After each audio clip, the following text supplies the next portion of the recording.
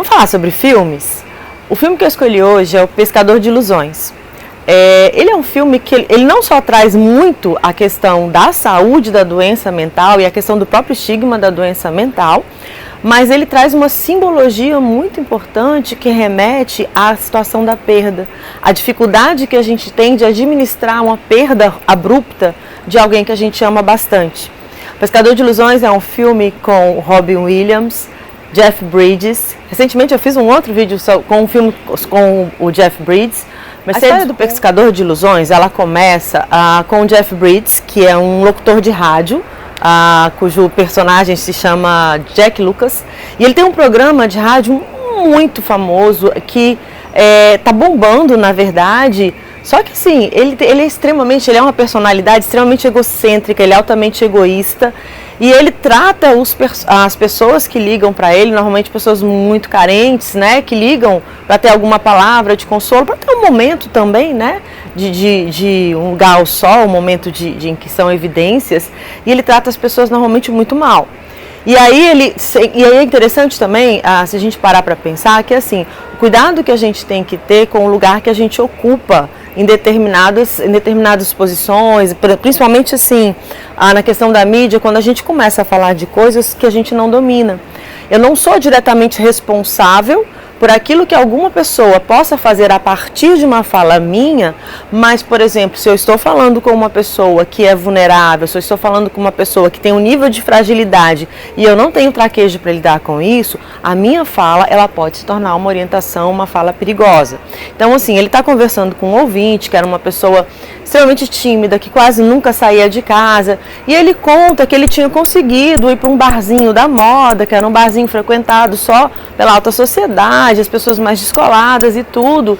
E aí o Jack Lucas fala para ele assim, não, mas esse lugar não é para você. Você ainda não entendeu que esse lugar não é para você, que tem as diferenças, que você vai ser humilhado, que isso, que aquilo, somos nós e eles. E ele acha o máximo aquilo que ele falou, né? Ele estava com vislumbres de estrear uma comédia, ele estava todo empolgado, ele era altamente egocêntrico, né? Ele tem assim a casa ideal, o emprego ideal, a namorada ideal, tudo muito bonito, tudo muito luxuoso. E aí o que acontece? Esse ouvinte, a partir dessa incitação dele, ele entra no lugar e aí ele atira em várias pessoas e ao final suicida. Passam-se 3 anos, o Jack Lucas, ele sai, quando ele vê a notícia na televisão, ele fica chocado. E aí a gente vê que ele está morando com uma mulher que é dona de uma locadora bem pequenininha. E aí ele está assim, sem trabalhar, sem perspectiva, morrendo de pena dele mesmo, muito mais do que se sentindo responsável pelas coisas que aconteceram, mas assim, destruído, porque perdeu a carreira, enfim. E aí um dia em que ele está particularmente embriagado, ele vai para um lugar da cidade que era um lugar onde... era um lugar que era tipo um lixão, perto de uma ponte, mas também era um lugar em que as pessoas em situação de rua ficavam. E aí, assim, as pessoas, chegam 2 carinhas num carro, todos metidos e não sei o quê, e viram para ele, olha, você está sujando a cidade, a gente paga muito caro para olhar da janela e ver você ali. E aí eles ensaiam tocar fogo nele. E aí aparece o personagem do Robin Williams, né, que o salva, que o defende. E aí leva ele para casa, assim, ele leva para casa onde ele mora, né? Pro lugar onde ele mora, na verdade. E aí ele passa a noite e tudo. Aí no dia seguinte, ele tem algumas alucinações, o personagem do Robin Williams. No dia seguinte, quando ele está saindo da casa do Robin Williams, o zelador chama ele e pergunta se ele era amigo dele. E ele diz que não, do Perry, né?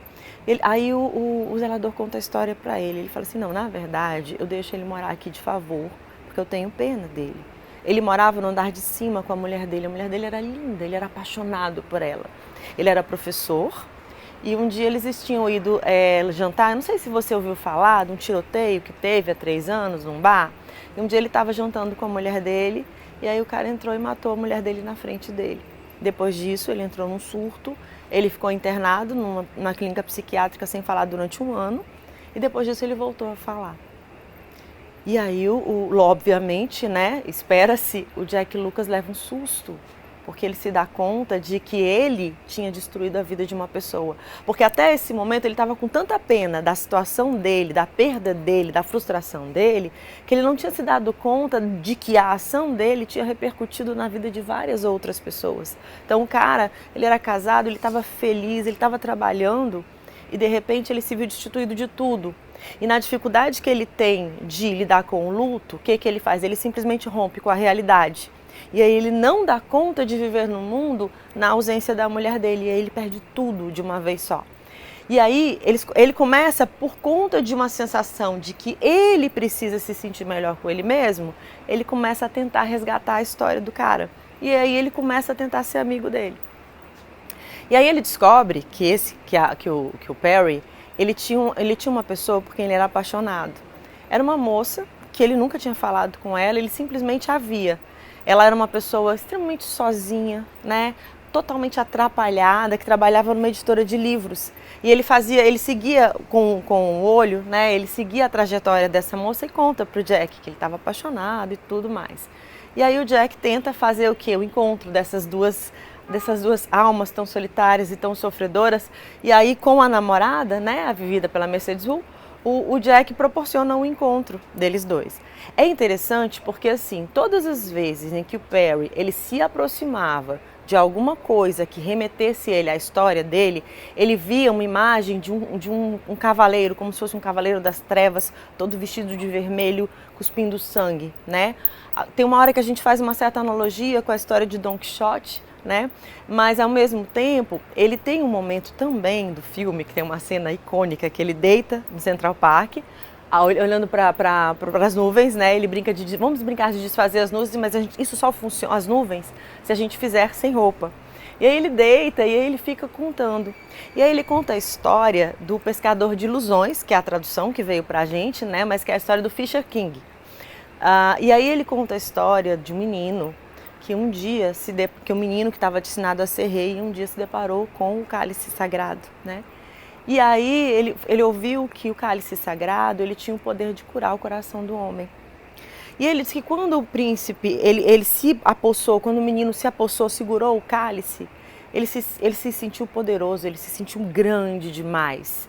E aí ele descobriu que as mãos dele estavam queimando. E aí o cálice desapareceu. E depois disso, ele se tornou cada vez mais triste, cada vez mais só, cada vez com uma sensação maior de vazio. Até que um dia, ele se torna rei e ele está sozinho na sua tristeza. E por um acaso, um tolo entra no castelo e se depara com ele, deitado, angustiado. E o tolo, não sabendo que ele era o rei, chega para ele e pergunta, mas o que é que você tem? Estou com sede, minha garganta está seca. E aí o tolo pega... Tudo bem, enche um cálice de água e serve para o rei e o rei toma. E aí ele diz que quando ele toma, que ele olha para as mãos dele, o que tinha nas mãos dele era o cálice que ele tinha passado a vida inteira procurando. E aí ele pergunta para o tolo, como que você conseguiu fazer isso? E o tolo responde, mas eu não fiz nada. Você disse que estava com sede e eu te dei de beber. Né? E aí é muito interessante porque isso que ele conta remete à vida do Jack, que era uma vida que ele tinha absolutamente tudo, mas era de um vazio extremo, ele não se sentia amado e ele não sentia amor por ninguém. Ele tá com a namorada, a dona da locadora de vídeos, que o ama, mas que de certa forma ele nunca acha que ela está à altura dele. E ela, por sua vez, faz o tempo todo tudo para agradá-lo. E em consequência disso ele se torna cada vez mais egoísta. E aí assim, fazendo esse parêntese, né, tem essa história que ele conta. E aí o Jack proporciona esse encontro do personagem, né, do Perry, com essa moça que trabalhava na editora de livros, e ele arruma ele todo para eles saírem, eles vão jantar. E aí é interessante, porque quando ele está deixando ela em casa, aí ela fala assim, ela nunca tinha namorado, ela nunca tinha sido vista, ela nunca tinha sido percebida por ninguém, ela não tinha habilidade social nenhuma, ela era tão tímida, tão travada, que ela não conseguia falar com ninguém. Ela dizia assim, mas eu vou falar o quê? Eu não tenho assunto, eu fico arrumando as coisas. E aí, quando ele está deixando ela em casa, ela fala assim, você podia subir, aí a gente se beijava, você tomava um café. Aí ele, mas eu não tomo café. Mas você bebia alguma coisa? Não, mas eu não bebo. Mas aí você me beijava, a gente podia fazer amor, aí você dizia que ia me ligar, depois você não me ligava. Nas primeiras horas do dia eu ia acordar muito feliz, mas depois eu ia me sentir uma porcaria porque você não ia me ligar e tal. E aí ele falou assim, gente, mas em 30 segundos a gente se beijou, a gente fez amor e a gente rompeu, né? Não, a gente se encontrou, a gente fez amor e a gente rompeu. E eu nem te dei um beijo ainda, que é a parte mais importante.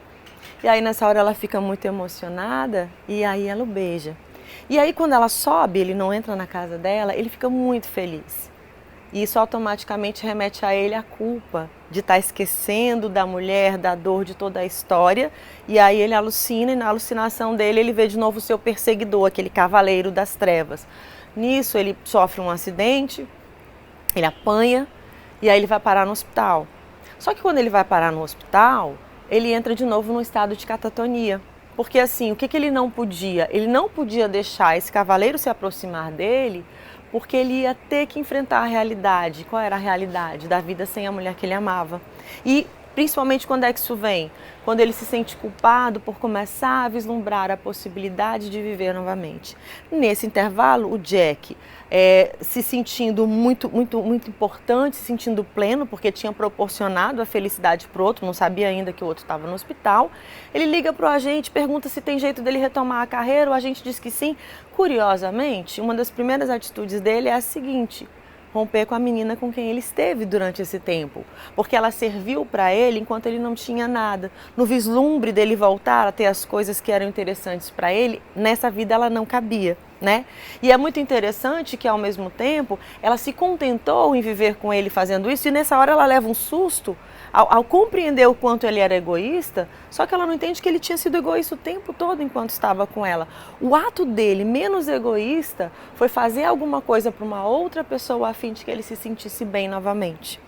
Mas aí, enfim, ele sabe que o Perry está no hospital, ele vai visitá-lo e ele fica com raiva, porque, poxa, sai daí, isso acorda, por quê? Porque a catatonia do Perry fazia com que ele se sentisse culpado. E ele repetia, eu não sou responsável por isso, eu não sou responsável por isso. Ele fica no hospital, vai transferido para um sanatório. E aí o Jack retoma a vida dele, volta para o programa de rádio. Não está necessariamente muito melhor de personalidade, porque ele não entendeu muita coisa ainda. E aí um dia, quando ele está indo já na vida nova para assumir um programa na televisão e tal, quando ele está entrando no prédio, ele encontra com um dos moradores de rua que era conhecido do Perry. E o cara chama por ele, e aí ele faz conta que não conhece, né? E é muito interessante, nesse ponto, tem uma passagem do filme que me lembrou de uma fala de um amigo outro dia. Ele disse que estava no aeroporto, aí chegou à noite, a moça veio para tirar as coisas da mesa, né? Onde ele estava sentado, e ele olhou para ela e falou assim, boa noite, como é que você está? E ele disse que ela ficou emocionada, e ele falou, o que foi? Ela falou assim, eu trabalho aqui o dia inteiro, e o senhor foi a primeira pessoa que falou comigo. E é muito interessante isso, né? Como a gente é cercado de pessoas que a gente simplesmente considera como invisíveis. E o fato de a gente, muitas vezes, não enxergar uma pessoa faz com que ela se sinta invisível. O contrário também acontece. Quando uma pessoa se sente invisível, isso faz com que ela não seja percebida. Mas na hora ele finge que não conhece a pessoa, mas depois ele tem um insight, ele tem um incômodo e ele vai atrás da pessoa. E aí ele resolve ir atrás do Perry no hospital. Quando ele chega no hospital, ele descobre que a moça por quem ele era apaixonado, né, descobriu que ele estava no hospital e continuava visitando ele, mesmo em estado de catatonia. E aí ele vai e ele conversa com ele, e aí eles falam sobre a história do Graal. Porque o Perry cismou que o Graal, ele estava na casa de um milionário, não sei da onde e tal, e não sei o que eles tinham que resgatar, e que o Jack era o escolhido. E ele briga, eu não vou fazer isso, eu não sou o escolhido, eu não vou fazer isso, eu não vou fazer isso. Aí numa hora ele fala assim, tá bom, eu vou fazer isso, mas eu não vou fazer porque é minha obrigação. Eu vou fazer por você. Eu sei que ele invade a casa da pessoa. O Graal era, na verdade, um troféu que ele tinha ganho de uma lembrança de alguma coisa. E ele descobre que o cara tinha acabado de tentar suicídio. Tinha tomado medicamento com bebida. E aí o que ele faz? Na hora que ele está saindo da casa da pessoa com o troféu, né, com o Graal, ele aciona um alarme. Por conta disso, a vida da pessoa é salva. E aí ele deixa o Graal na mão do Perry, né? E aí ele deita. Quando o Perry, depois de um tempo, se dá conta disso, aí ele fala assim, ele fala, Jack, engraçado, eu sonhei que eu era casado e você estava no meu sonho. E eu estava tão feliz. Aí ele fala assim, e isso me fez sentir a saudade dela. Agora eu posso pensar nela? Quer dizer, aí você entende que como na história que ele tinha ouvido, ele fala assim, o Graal cura o coração do homem. Então ele precisava poder entrar em contato com a dor para que ele pudesse ficar livre dela e pudesse voltar a viver. E eu lembrei de um detalhe agora que eu tinha esquecido de comentar, que quando eles estão lá deitados, desfazendo as nuvens, e que o Perry conta a história do Graal, a história pro Jack, ele fala assim, eu acho que eu vi essa história uma vez numa palestra. Acho que era um professor de literatura que estava dando essa palestra, ou seja, era ele tentando resgatar lacunas da sua vida passada, né? Então, assim, acho que o vídeo ficou muito comprido, mas assim, tem milhões de pequenos detalhes, né? Que a gente podia discutir mais sobre esse filme, mas assim, por conta da extensão dele, a gente vai parar por aqui. E a minha dica de hoje é o filme O Pescador de Ilusões. É um filme do Terry Gilliam, e assim, por ser do Terry Gilliam, que já foi do Monty Python, de vez em quando tem umas coisas assim meio estereotipadas, né? Meio um pouquinho exageradas, mas isso é do meu gosto. Eu não gosto da coisa meio que às vezes beira quase o caricato de alguns exageros de algumas cenas, mas eu entendo também que às vezes a gente precisa da plasticidade para que a gente possa entender algumas coisas. Então, assim, é um filme muito rico, né? E é um filme que pode trazer para a gente inúmeras lições, inúmeras reflexões, principalmente agora que a gente está no Janeiro Branco.